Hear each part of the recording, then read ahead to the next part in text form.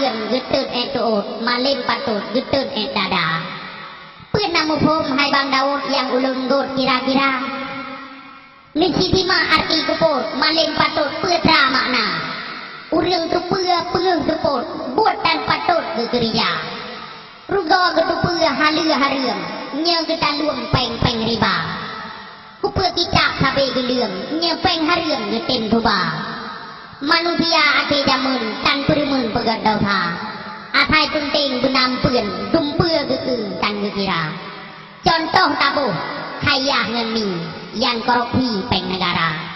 hana tro balum bidi padahai gaji uberaya hana guna untuk peci kitel haji ho kenuba menyemantang koropi gedut peci kelak honda mehan mejo gede peci kelak pe kuali mai dara yang lun pegah lekat bukti kan provokasi hai sedara punya awal yang koropi tok pawaki biro dua hai kan mandum yang lun taki nyata gaji le sitima tapi dino punya kes koropi hayah ngani merajalela terus bagi si kamu lagi tapi hai mino hana nunggu hino iko ke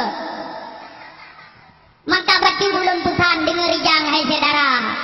nyekan hak draw beta Quran desa hai bang ubiraya hana guna sembahyang menyepengnya tin tuba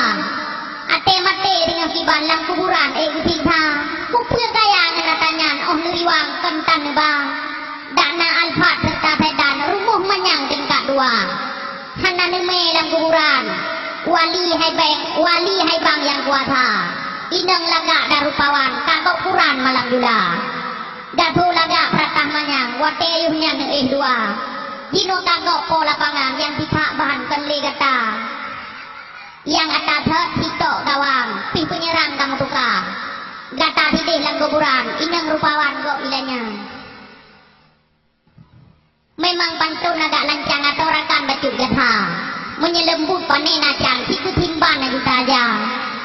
urang kaklo damah tungang sercan dengan kurang aja